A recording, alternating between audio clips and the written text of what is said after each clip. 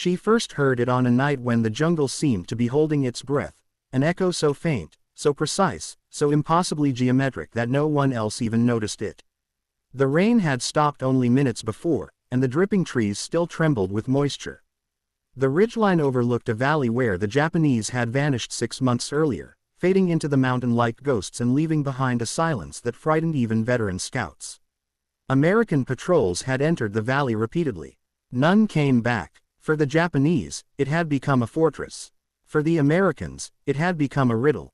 And for one woman, Corporal Eliza Maren, it became a sound. Eliza was not a radio man. She was not a demolitions expert. She was certainly not someone an infantry division would expect to unravel one of the most sophisticated tunnel networks the Imperial Japanese Army ever carved into volcanic rock. Before the war, she had been a surveyor's apprentice in Oregon, a quiet young woman who knew more about fault lines and reverberation intervals than anyone cared to ask. She could map the inside of a mountain just by listening to how a rock bounced off a wall. She could tell the thickness of a cavern roof by clapping her hands and measuring the echo's decay. But none of that mattered until the night she heard the 0.16-second echo. It came from the valley, faint enough that only someone trained to hear structural response could notice. The sound wasn't natural. Echoes from the ridgeline usually came back soft, wide, and scattered through layers of leaves and rock. This one came back sharp, like a click inside a sealed chamber. A cavity, man-made, and big. She froze, brushing wet hair away from her ear. She tapped the metal canteen at her belt. Once, twice, tap. 0.16 seconds. Tap. 0.16 seconds. She whispered to her commanding officer, "Sir, there's hollow space under them." Massive space. Captain Leary stared at her. "Corporal, that's volcanic terrain. Hollow space could be anything. Not with an echo that clean. That's cut stone, smoothed, reinforced." She paused. Someone built something enormous underground. What no one yet knew was that the Japanese 8th Independent Engineer Regiment had spent 9 months carving a fortress beneath the valley floor. A labyrinth designed to house 4,200 troops, command stations, medical wards, fuel depots, a power generator, and a stockpile of ammunition fit to resist months of siege. Their belief was simple. Americans controlled the surface. They would control the earth beneath it. They had built a mountain beneath a mountain. Eliza didn't sleep that night. She listened. She mapped every gust of wind, every snapped branch, every ricochet of sound off the valley floor. She used the tools she'd carried since Oregon. A small stopwatch, a grease pencil, and a notebook full of echo timetables she kept even during field marches. By dawn she had drawn the first rough map. Not of the tunnels themselves, that required entry, but of the void beneath the terrain. She marked points where the echo sharpened, where it dulled, where it bent. She knew that sound traveling through Earth behaved differently depending on compression, mineral density, and geometry. She had studied mines for years before the war. Tunnels had fingerprints. Caverns had moods. This one had a heartbeat. 2 days later, Major Haskins would summon her with a strange look on his face. "Corporal, the brass thinks you found something. They want you to brief intelligence." She blinked. "Sir, I'm not even supposed to be assigned to field acoustics." "I know," he muttered. "But you're the only one who hears ghosts under mountains." She briefed the intelligence officers with a calmness that surprised even her. She explained how the 0.16-second echo indicated a cavity roughly 28 to 34 meters below the surface, too far to be natural, too clean to be accidental. The echo had a compression signature that indicated reinforcement, wood beams, perhaps steel ribs.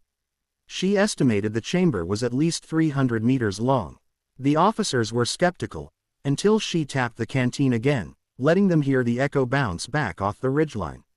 Most couldn't distinguish anything unusual, but Lieutenant Dawson, recently transferred from the Corps of Engineers, leaned forward. "If her numbers are right," he said slowly, "this isn't one chamber. It's a complex." "Why would the Japanese build a complex underground here?" another officer asked. Dawson gave a tight smile. "Because the valley has a basalt cap only 8 meters thick. Perfect for tunneling. Hard enough to survive artillery. Soft enough to cut with carbide tools." "You mean," the intelligence major said, "they could be right under our feet?" Dawson nodded. and they could survive anything short of a direct volcanic eruption. The room fell silent, but Eliza wasn't done. She put a finger on the map. Sir, the echo shifts when I walk along this line. That means the chamber's ceiling is thin here. Very thin. They tunneled too close to the fault. A miscalculation. How thin? The major asked. Under 3 meters. 3. Her voice softened. A 3-meter ceiling can hold infantry. It cannot hold explosives. The major's eyes widened. Corporal, are you telling me we can collapse the entire fortress? Not with bombs dropped randomly, but with a shaped charge placed at the seam where the echo tightens. She tapped the point with her pencil. Here. Why here? Because the echo tells me the rock is already under stress. One blast placed correctly will trigger progressive failure. Think of it like knocking out a keystone. The major exhaled slowly. You're suggesting we use your sound map to destroy a fortress we haven't even seen.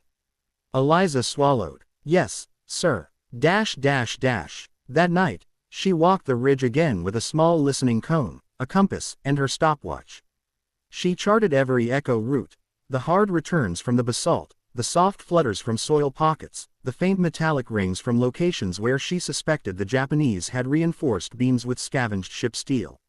By midnight she had sketched what no American had yet imagined, the rough outline of the largest enemy tunnel fortress in the entire sector.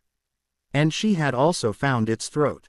A hollow seam, a skim of brittle volcanic ash packed between basalt slabs. A weak point not even the Japanese knew they had created when they blasted too close to a natural fault line. At 3 o'clock she presented her final map to Major Haskins. Corporal, this is, he paused, searching for words.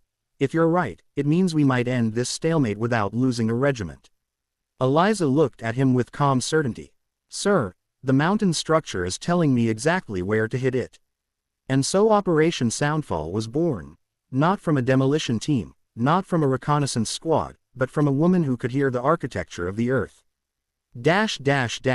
At dawn on the following day, a small team of engineers, accompanied by Eliza, slipped along the jungle ridge toward the weak point. She listened with every step. Every twig snapped differently. Every stone bounce told her a secret.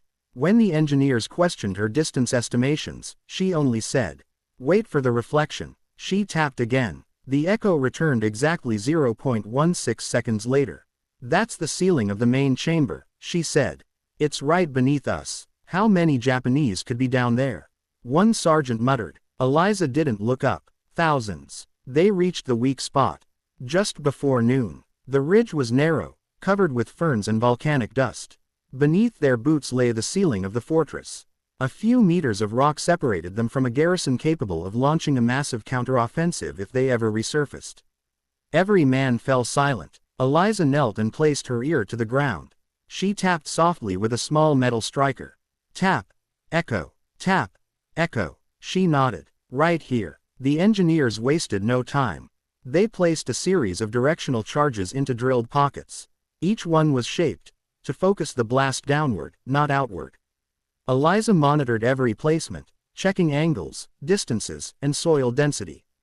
One wrong alignment and the charges would fracture the rock harmlessly to the side.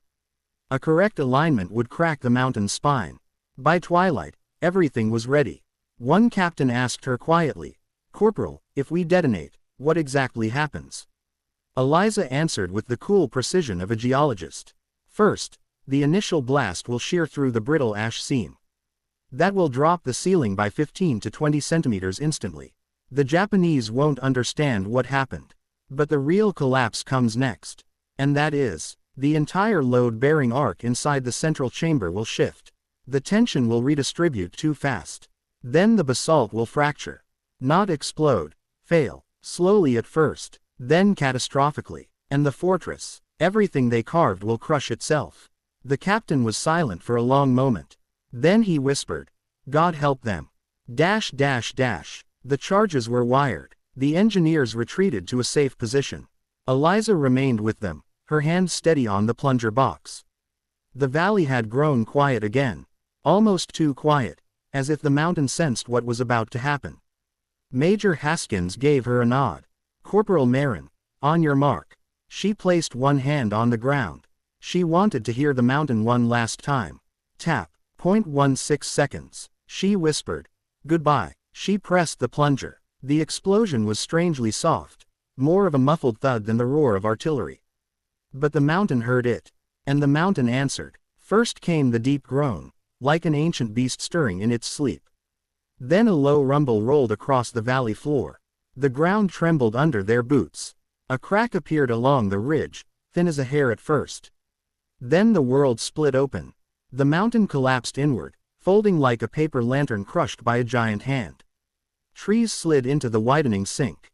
Great plumes of dust billowed into the sky. Rock thundered into the abyss. The rumble grew into a roar, then into an avalanche of stone, earth, steel, and everything beneath it. The collapse lasted 9 minutes.